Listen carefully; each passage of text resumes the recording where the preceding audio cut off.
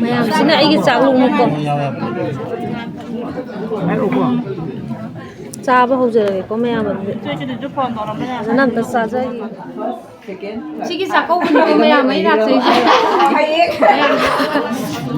mayam ấy nó phải pam ra với mặt thiền chứ chính du cái tàu thông này cô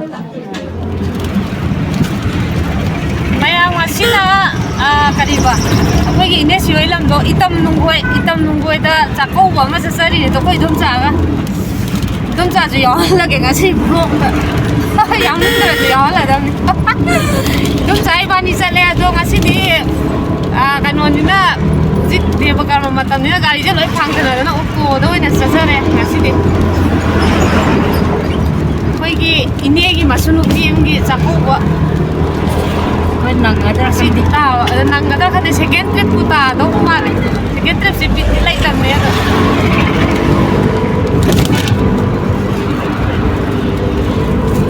lamong da gini gari tu am tan da si da koi bai ma hut ne sa di si da chẳng mà sa ko koi mana da anak ko ma tu aku belum naik ke dia. Hanjir nak mesti dah.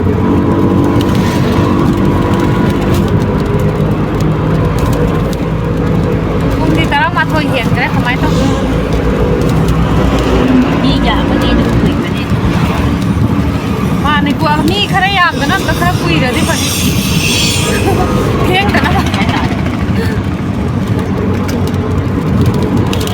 Di bawah begini deh kan? Mana ya, woi bah, anak lah ambil mina di.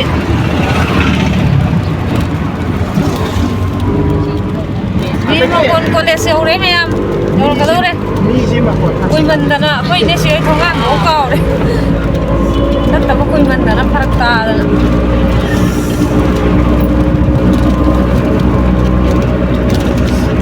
Boroi ke sini apa ni? Why ke boroi orang? Boroi bah, koi itu boroi awam orang beri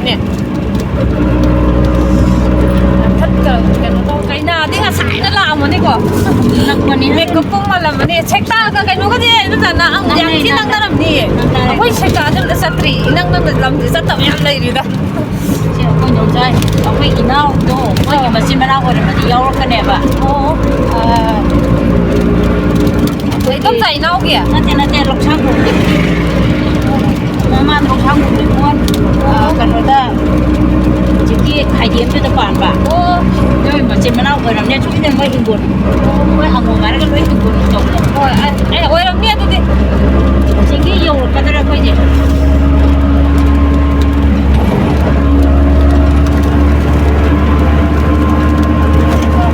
cái đó sih nasi nawa tu ada musim karakter musim buku na yang cái đó đấy mà cái đó đấy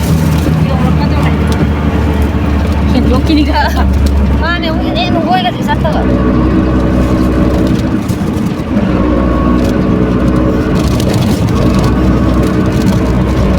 bang nó không cái này cho hàng cả không cái này cũng nào nó không công đồng đấy sao vậy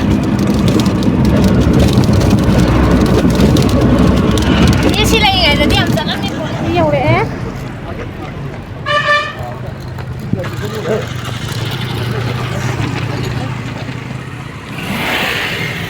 em không có yêu rồi nên giờ coi nó lạc gì đây này coi nó sửa cái yếm nhiều đấy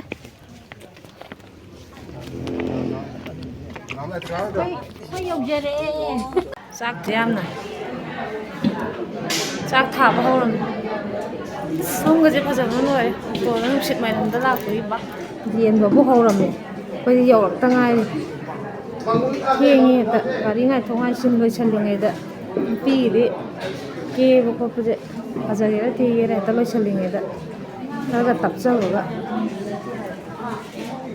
đó nữa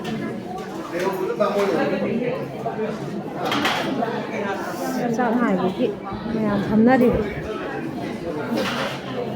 cái mày thiên là cái này tôi cái này ra nó cái nào tự nhiên cái này cả cái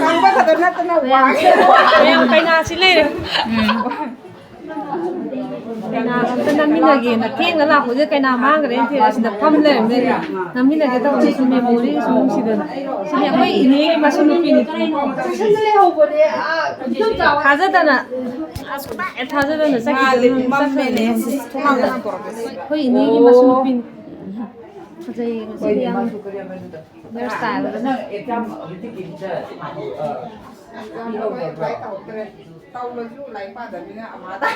Ito na lang ako dali nung sit puri ba ito.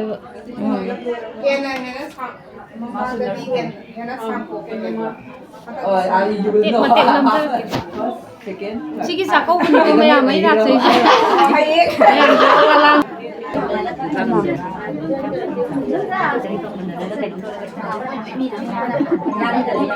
Ito, mana hai chadra. Tik lang sa kanya. Sa kapon ay sala eh, jik mo pa daw re. Ano ang disaw ri po ni. Uy, bayo jagas. Sina. Wen ko na roy dara na manggonda. Hari ni sa salam lagi lang ni am jim. Mai ko sa gele to.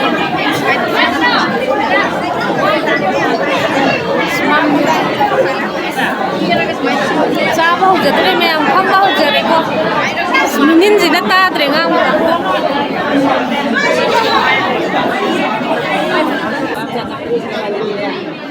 Kaina sile to ai man. Sina ai gi chang lu ko.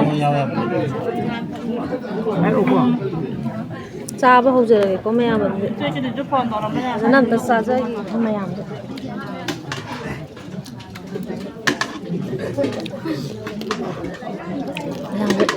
Cha cha nó thật nằm rất.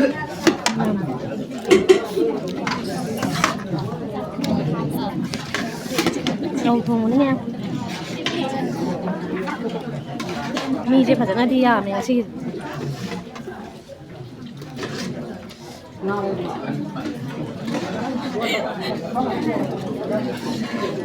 Video của nó người ta ra rồi. Này chào luôn. Tôi điểm tôi ra cái mà gì rồi anh ra hả? Đã mà học xong rồi mình tôi.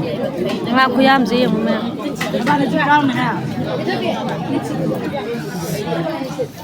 Video năm nào balang nào vậy? Video cái bit tâm Mayam. Video cái bit tâm Mayam sắc sao cái sáng thế. Mayam sekta cái lại xem phim sáng à? Tani ko. Mà sắc lỗi bao giờ này tôi. Cái sao có cái gì? Lúc mà mình chỉ sekta đó này vậy.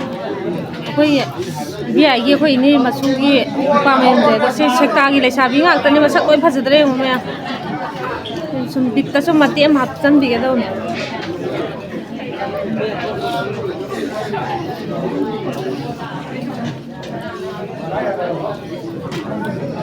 mi di phat na yam mai na mi yam ni gi kai na dis da le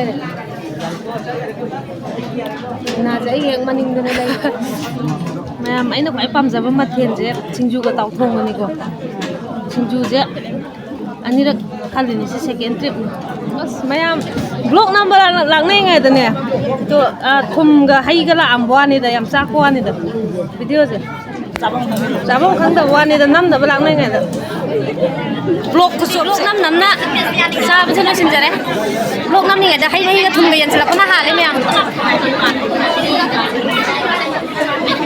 sa bên nó xin đấy vlog năm na tiệm mà tiệm salam đại tâm năm giờ là cái mẹ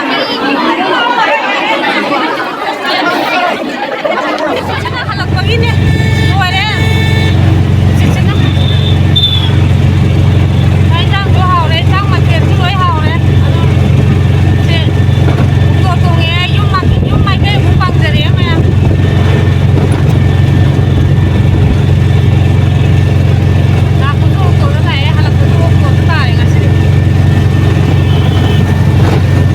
Chit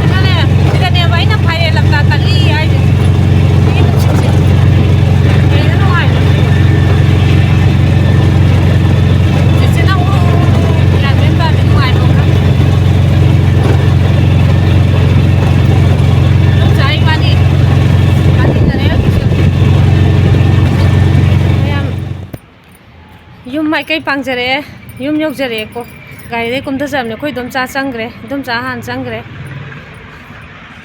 ꯑꯩꯈꯣꯏ ꯌꯨꯝ ꯌꯧꯖꯔꯦ ꯐꯖꯔꯛꯑꯦ ꯆꯥꯛ ꯏꯟꯁꯥꯡꯁꯨ ꯌꯥꯝ ꯍꯥꯎꯈ꯭ꯔꯦ ꯑꯃꯠꯇ ꯁꯣꯏꯗꯦ ꯇꯥꯎꯊꯣꯡꯅꯒ ꯍꯥꯎꯔꯤꯕ ꯁꯤꯡꯖꯨꯅꯒ ꯍꯥꯎꯔꯤꯕ ꯑꯩꯅ ꯄꯥꯝ ꯇꯧꯔꯤꯔꯥ ꯀꯩꯅꯣ